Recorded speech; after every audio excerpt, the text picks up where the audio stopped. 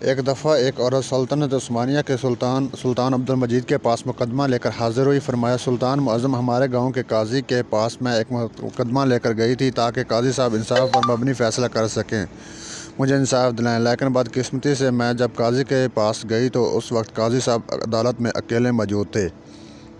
قاضی صاحب میرے حسن کو دیکھ کر پاگل ہو گیا اور اس نے مجھے بدکاری کی دعوت دی۔ میں نیک اور پاک باز عورت ہوں اور میں نے قاضی صاحب کی دعوت کو ٹھکرا دیا۔ پھر قاضی صاحب کہنے لگا، تم نے میری بات نہ مانی تو میں فیصلہ تمہارے حق میں دینے کی بجائے تمہاری مخالفت میں دے دوں گا اور اس کے نتیجے میں تمہیں بڑی سزا ملے گی۔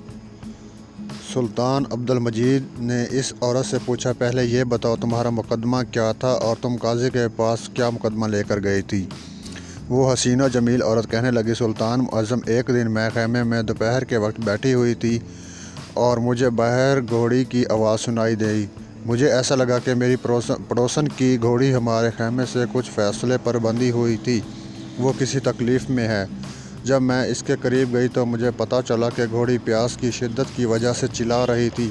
میں سیدھا اپنے خیمے کے اندر گئی اور پانی والا برتن اٹھایا اور جا کر گھوڑی کے آگے رکھ دیا۔ گھوڑی پیاس کی شدت نے بہت کمزور کر دیا تھا، اس نے فوراً سارا پانی پی لیا۔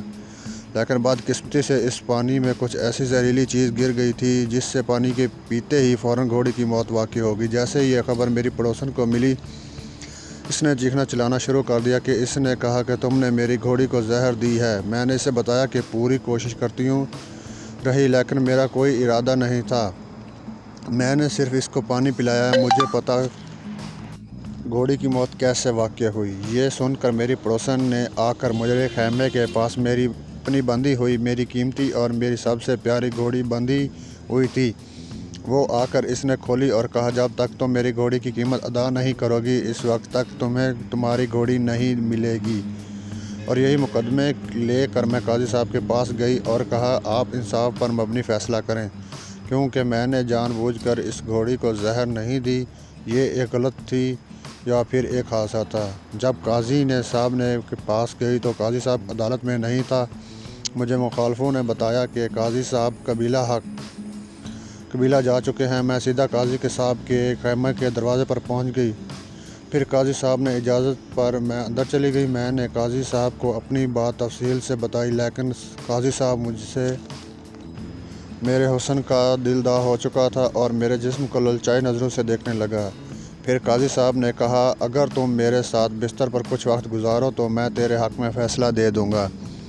جب میں نے اس کی دعوت قبول نہیں کی تو اس نے خیمے کا دروازہ بند کر کے مجھے رسیوں سے باندھا اور میرے منہ پر کپڑا باندھ کر میرے ساتھ زبردستی زنا کیا۔ جب میں خیمے سے باہر نکلی اور چلانے لگی تو قاضی صاحب نے میرے ساتھ زیادتی کی ہے تو الٹا اس کے سپاہیوں نے مجھے دھکے دے کر وہاں سے نکال دیا۔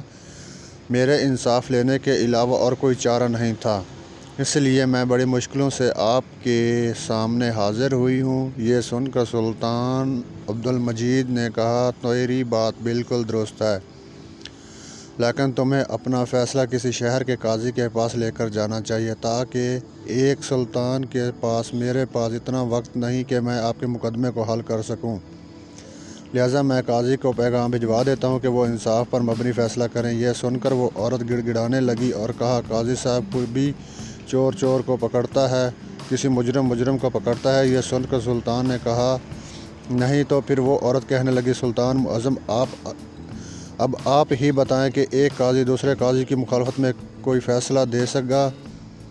دوسری طرف ایک عورت۔ یہ سن کر سلطان معظم نے فرمایا، اگر ایسی بات ہے تو میں خود ہی تمہارا فیصلہ کر دیتا ہوں۔ دوستو، یہاں آپ کو سلطنت عثمانیہ کے عظیم سلطان کے بارے میں بتاتے چلوں۔ آپ سلطنت عثمانیہ کے 31ویں سلطان تھے جنہوں نے 2 جولائی 1839 کو اپنے والد محمود ثانی کی جگہ تخت سلطانی سنبھالا۔ ان کا دور حکمرانی قوم پرستوں کے آغاز کے زمانے تھا۔ سلطنت عثمانیہ کے فروغ کے ذریعے قوم پرستی کو روکنے کا ناکام کوشش کی، حالانکہ انہوں نے نئے قوانین اور اصلاحات کے ذریعے غیر مسلم اور غیر ترک اقوام کو عثمانی معاشرے میں ضم کرنے کی بھرپور سعی کی۔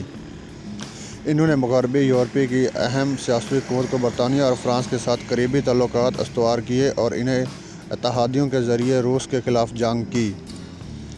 30 مارچ 1856 کو معاہدۂ پیرس کے ذریعے سلطنت عثمانیہ کو یورپی اقوام متحدہ کا حصہ قرار دیا۔ عثمان سب سے بڑی کامیابی تنظیمات کا اعلان اور نفاذ، جس کا آغاز ان کے والد محمود ثانی نے کیا تھا۔ اس طرح 1839 سے ترکی میں جدیدیت کا آغاز ہوا۔ اب اپنے موضوع کی طرف لوٹتے ہیں۔ سلطان عبد المجید کے حکم پر قاضی صاحب کو بلایا گیا اور چند ہی لمحوں کے بعد قاضی صاحب سلطان کے سامنے حاضر ہو گیا۔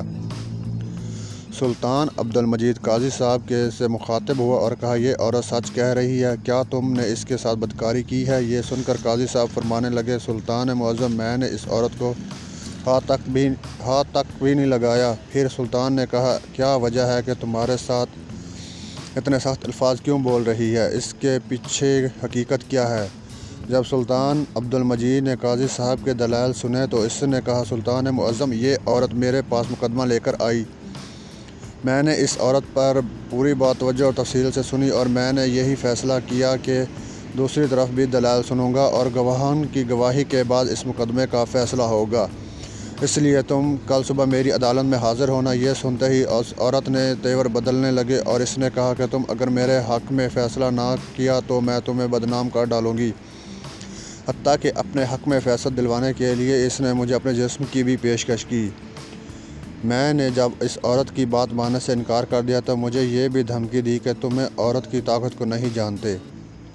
میں نے اس سے بار بار کہا، میں دونوں طرف کے دلائل سننے کے بعد انصاف پر مبنی فیصلہ کروں گا، لیکن یہ عورت جانتی تھی کہ یہ گناہ گار ہے اور اس نے واقعی ہی اپنی پڑوسن کی گھوڑی کو زہر دے کر مارا ہے۔ کیونکہ اس کی گھوڑی پڑوسن کی گھوڑی سے کمزور اور کم خوبصورت تھی، اس لیے اس سے حسد کرتی تھی اور اسے ڈر تھا کہ یہ فیصلہ اس کے خلاف آئے گا اور اس لیے یہ مجھے دھمکیاں دینے لگی۔ جب میں نے اس کی بات نہیں مانی تو اس نے مجھے گھناؤنا الزام لگایا کہ آپ کے پاس لے آئی۔ آپ چاہیں تو قبیلے والوں سے پوچھ لیں، یہ خیمے کے دروازے پر موجود مخالفین سے معلوم کروا لیں۔